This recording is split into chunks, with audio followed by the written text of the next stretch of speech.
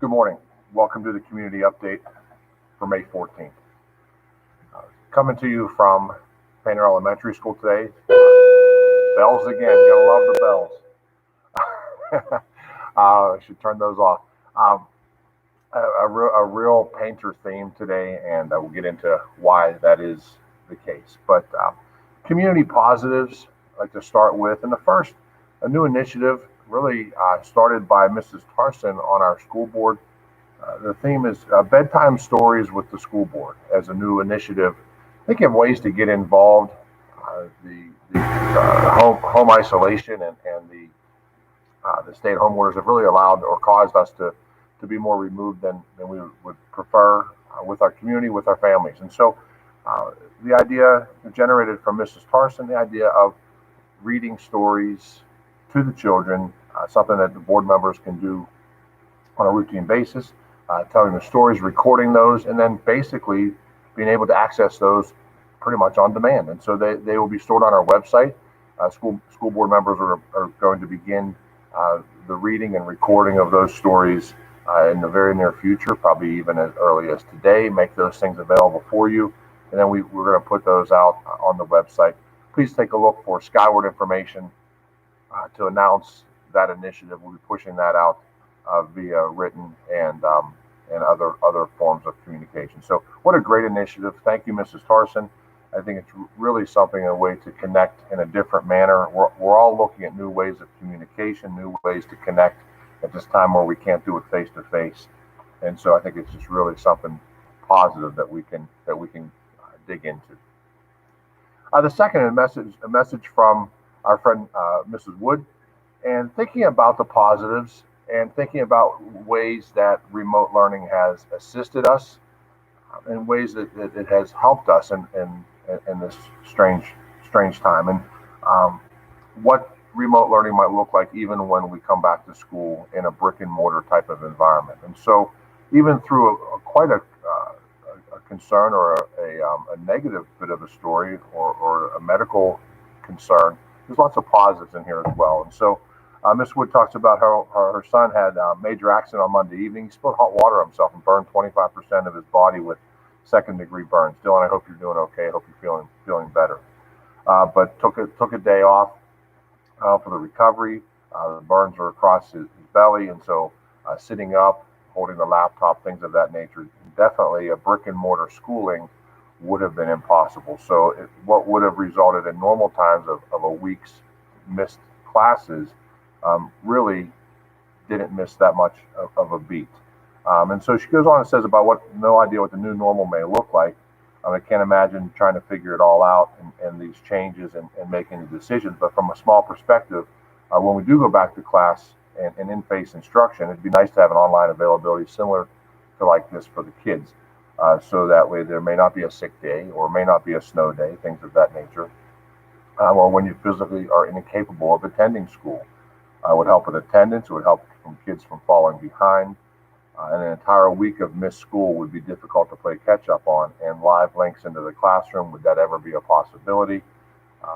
Think about security and technology capabilities, but just thinking about situations of what Dylan just went through, what the positives really could be. Miss Wood goes on and talks about the teachers, and because there's been some criticisms, not necessarily within the school district, but in the school district as well, but across the state, maybe more so about what teachers are doing, what they're not doing, are they connecting with kids? And here's a really great success story. So Dylan's been experiencing live teaching lessons every single day, a steady schedule, knowing what to expect on the part of the children, the teachers calling out the kids individually to make sure that they understand the lessons. She can even hear them ask Dylan to turn on the video, and so to make sure that they're checking on him, make he's doing what he's supposed to be doing. And Melissa talks about at times she's kind of peeked in and seen him sneaking the look on the phone and things of that nature. So teachers calling him out, mom calling him out, way to go. And so you think about what this can be, and again, we've talked about it not being a panacea of any stretch of the imagination, but once we do get back to the new normal, what part of digital platform instruction that will play into what we're doing. And so thank you for that positive. And again, telling the stories is really what this community update is all about, sharing the positives as well as any areas that we can improve. So moving on, our Baldwin Whitehall anniversary celebration theme, we focus really on Painter today. And so lots of Painter themed discussion. So first, our champion of character, coming from Painter Elementary, we would have been honoring, and we still are honoring, Mrs. Susan Kaczynski, secretary at Painter Elementary, and really a mainstay within this building and within the school community for many, many years. If you didn't know, Sue grew up in Baldwin, just right up the hill on Flora Road. Went to Painter Middle School as part of her formative years, and started in the district as a secretary back in the 1990s. I remember as a substitute secretary in and out of Harrison Middle School when I was principal and vice principal back in those days. A little known fact that growing up, I was Mrs. Kaczynski. It wasn't Mrs. Kaczynski then, but it was Mr. and Mrs. Wiegand, her parents. I was her paper boy. So the Pittsburgh Press Afternoon Paper, it was actually the first house on my route. And great people, fantastic people. And I remember the huge buckeye tree that she had in the side yard. And sorry, thinking phone. The huge buckeye tree that she had in the side yard. And Mrs. Wiegand asked me one time, "Hey, for $20, will you clean up all the buckeyes?" That was the hardest $20 I ever made in my life, and probably the cheapest that she ever had all the buckeye skins cleaned up from her yard. But Sue's been a true asset, really a great asset to the district for many, many years, a source of information and a source of perspective for all. And so we know that she has announced her retirement coming up in December, but she has just been a great resource for all of us. The Above and Beyond winner, we're also celebrating Painter and Mrs. Jamie Minson. Painter PTA also been involved within the school for a very, very long time, a tireless volunteer, dedicated to the children, a fundraising master and guru. If you need funds raised, talk to Jamie. She makes it happen. So she has been just really a resource for the children, for the teachers, and for the families here at Painter. And so two very, very well-deserved honors for these two individuals. Highlighting the Painter building a little bit more. So W.R. Painter Elementary School, built in 1969. It was named in honor of Dr. Painter. He was a longtime educator and administrator in the district, and he was superintendent the year that the school was built, again, 1969. It originally was built as an open classroom design, meaning that there really weren't many walls within the school. In fact, when you'd walk down the front and back hallways and look across the library, the library was wide open, and the only thing that really divided it from anything else were the bookshelves. Each of the pods, where the little 4 classroom pods are now, they were open spaces, accordion, movable walls. There's Mrs. Kaczynski. How you doing? So she's going to make a cameo. Come on, she's coming through. Here she comes. Hello, Mrs. Kaczynski. Thank you so much. You're welcome. Oh, But the little pods of 4 walls, 4 classrooms, they were like little LGI rooms back, and they had accordion walls. So it was really an innovative building, innovative classroom design, innovative curriculum, definitely for the day. Since it's Throwback Thursday, who remembers the Painter Path? And you think about most of this community was a walking community. So the entire neighborhoods of Pinchtown and Cathell, that entire side, access to school via the Painter Path, and it was paved. There was a staircase back there to come up through the hill. And in fact, even back in the day where I used this as a kid as basketball practice, I had to walk down using the Painter Path. Now, a little known fact about Painter: board member David Solanday attended, and board member Mrs. Karen Brown student taught. She began her teaching career as a student teacher at Painter. The reason we're talking so much about Painter today is that last night the board did vote to officially close the school. And we know that the time was coming, and we had the public hearing a couple months ago. Last night was the official vote. And so we are making way, and the plans are still proceeding for the new and larger building. And again, we know that the building opened in 1969 in the era of Woodstock and Watergate. It closes in this area of Wuhan and the World Health Organization, lots of W's to go with the W and WR Painter. This building has stood the test of time and helped just generations of kids through the inauguration of 9 different presidents, the invention of the internet, the horrors of 9/11, and it's been home to just really tens of thousands of children, and helped raise those children through our community and community efforts for just a long time. As the staff works through various stages of classroom closure, I walked through the building today, and the staff have been really, and the faculty, doing just a fantastic job kind of shutting things down and closing things up. One thing really becomes more and more evident. A building is just really a building. I know it's bricks and it's concrete and glass and steel. Um, but just like a house really is just a house until the people inside of it make it a home. The school is just a building until you add the teachers and the support staff and the administrators and the parents and the children. It's just a big building. And so while we were going to miss this wonderful old girl that's been with us for 50 years, we look forward to what the future will hold and what opportunities and the lessons learned and what the new building will be. Moving on to news from Harrisburg. Once again, the county will move to yellow tomorrow. It doesn't mean a whole lot for schools. We know that the schools are closed for all in-person instructional processes. We remain closed for sporting activities through the PIAA decree that came out, so we will remain closed through June 30th. We are keeping our facilities where we're able to keep them closed down. We are keeping them closed. And so we've received a little bit of concern about why the high school track is closed. And while Whitehall is open or Harrison is open. Well, first of all, we don't have the ability to lock down Harrison or to lock down Whitehall and some of our other facilities. But the high school with the turf and the track, it just really provides a nuisance. It's such a positive area, but it could be a nuisance and it could be really a health concern. Because if the track was open, then the turf has to be open because there's no way to secure them both. And before you know it, there would be large groups of kids assembling and doing things that they want to do, playing soccer, playing football, pickup games, and things of that nature, which are great activities, but not necessarily great in these times. So the stay-at-home restrictions, again, are lifted. The gatherings of more than 25 continue to be a concern. It was 10, now it's 25. So we'll continue to stay healthy. We'll continue to work from home. I am requiring where we can to have everyone working from home. So administrators and secretaries, other than coming in to checking mail and taking care of some other tasks as Mrs. Kaczynski's doing today, generally working from home, just helping to reduce the risk of spread.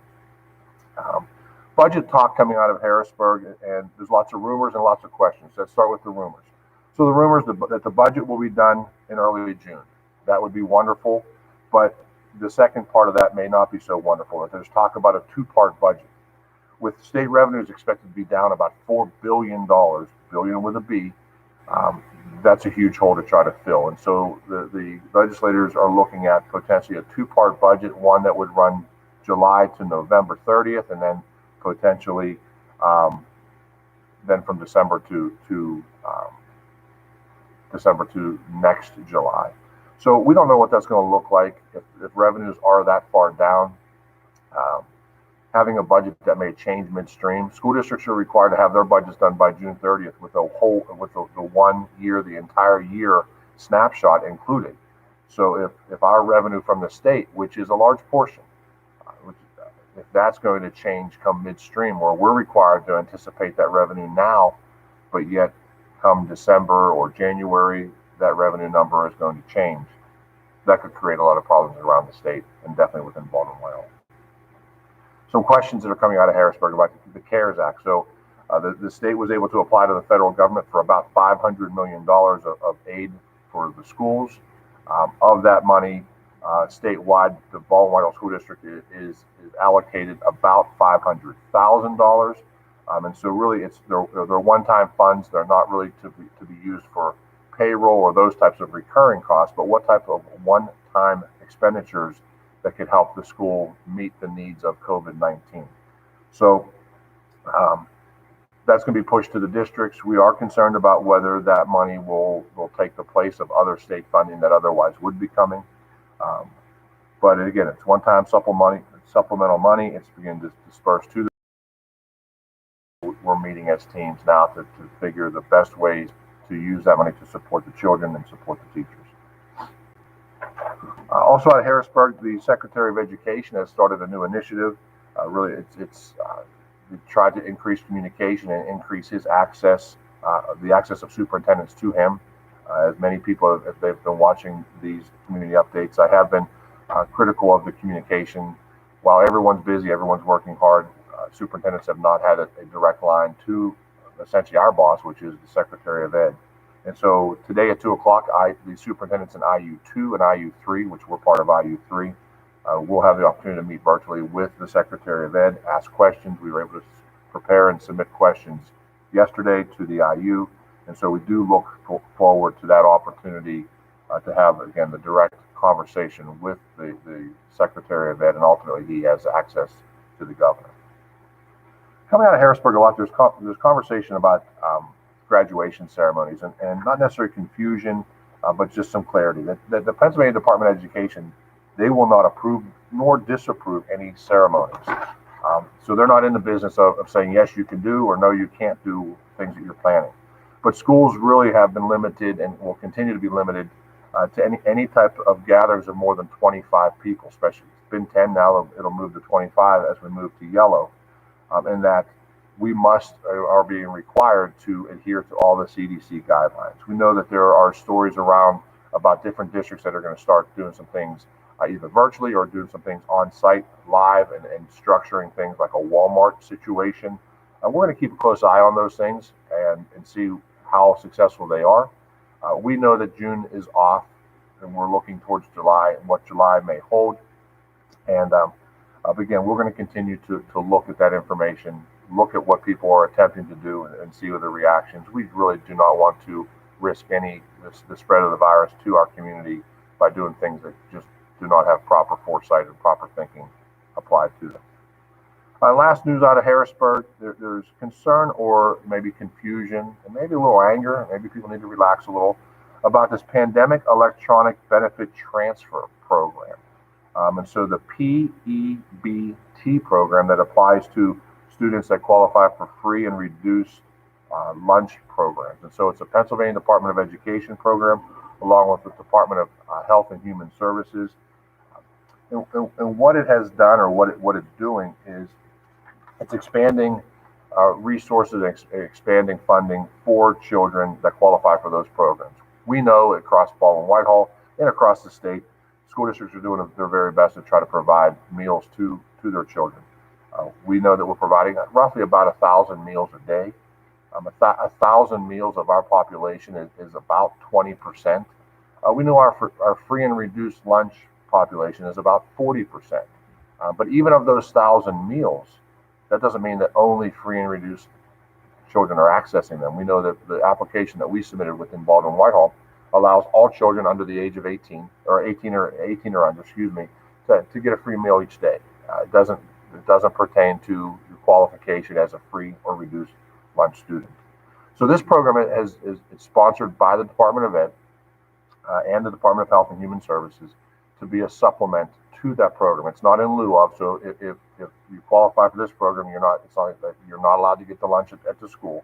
But we know that even through those efforts across the state, not all children who need access are getting access for a variety of reasons. And so it's not a district program. The district is required to support it just by sharing of information. So if families have submitted applications for free or reduced lunch programs, they'll be contacted directly by the state of Pennsylvania, the Department of Education, in regard to this. If your situation has changed, maybe at the beginning of the year you would not have qualified for a free or reduced price lunch or breakfast for that matter, and your situation has changed because of the school closures and the community closures for that matter, please reach out. We can update an application, we can revise it, we can submit a new one. And we would be able to allow folks or get that information in so that maybe you would qualify now. And so if this program can really be of aid and a resource to families, then we should take the greatest opportunity to access and utilize it. So again, I think there was a little bit of concern on Facebook this morning. And of course, if you need to know anything about anything, tune into Facebook, because that's where it all happens, I guess. But it's really not anything to do with Baldwin-Whitehall, and your local taxpayer funds are not supporting it. Of course, your state funds are, but this is not a Baldwin-Whitehall program. Baldwin-Whitehall will be required to um, support the program in the way of just communication and information. Updates come just locally in the district. Once again, remember the district FAQ sheet is out there to help you with any questions that you may have that have been recurring, and others have had the same question. So we've tried to assemble those answers into a one-stop shop for you, so that they're archived and they're there in writing, and so you can refer to them. Remember, the school calendar change with June 5th, Friday, June 5th being the last day for all students. Teachers are shutting down classrooms as we speak. This Saturday being the last day, and then once that happens, we will arrange opportunity for students to come in and pick up any belongings. When I was looking at the questions earlier, there were just a couple. There was one about scheduling and looking at classes and how they're scheduled. So I'll push that back to the high school because it seemed like a little high school question. There's another question about attendance, and if children are participating in their studies, why do they have to register for attendance? And the problem is within the systems that we have now, the individual classes, especially at the secondary level, individual classes and the record keeping there don't necessarily line up easily with the homeroom, because there's different classes, different days, different access of teachers with information. And so the one standard was the homeroom structure, or the first period teacher structure at the secondary level. We know at the elementary that's a little bit different because there's either a self-contained classroom at the primary grades or only 2 teachers at the intermediate grades. But the homeroom and the attendance structure is necessary. So we do need you to continue to do that. It may seem like a nuisance, but we think it's minor. So there's lots of things that we kind of have to just grin and bear through these times, and taking attendance is one of them. So let's take attendance. And positive send-off. And I'd like to really had an opportunity to meet somebody this week. Her name's Carrie. Came in for some conversations within the district, and we were talking about the quote from Brene Brown and the work of Brene Brown, talking about being in the arena, and Theodore Roosevelt talking about being in the arena. And if you're not in the arena, then maybe you don't have the opportunity to be the critic. Maybe you don't have the opportunity to take the shots, because if you're not doing the work, then you don't know what the work's really all about. This quote has the perspective for parents, and I think it's really helpful. Think about how we can best raise our kids during these times, and maybe for all times. And so let me read it to you. Raising children who are hopeful and who have courage to be vulnerable means stepping back and letting them experience disappointment, to deal with conflict, to learn how to assert themselves, and to have the opportunity to fail. If we're always following our children into the arena, hushing the critics, and assuring their victory, they'll never learn that they have the ability to dare greatly on their own. So we've always talked about, what the helicopter parent, and I've even had conversations. Sometimes sometimes we act like the drone parent too, where the helicopter there's a live pilot at the control. Sometimes the drone parent, there's not a lot of thinking involved. And it's not the live pilot. So I think we're all guilty of that. I know I am, and we want to see our kids succeed. And so I think the opportunity to step back once in a while and let them experience failure, and then be there to pick them up and help them move on to the next step is really, really critical. So thank you for tuning in today. Thanks for all that you do to keep the Baldwin-Whitehall School District and the Baldwin-Whitehall community at the forefront of as being a leader within the region and the state. I'll be sure to give you some updates next week in regard to how my conversation with the Secretary of Ed went. It didn't go well. Maybe I'll be applying for my EBT funds, but I'll keep you posted. Thank you. Stay safe, be kind, and be sure to wear your mask. Have a great day.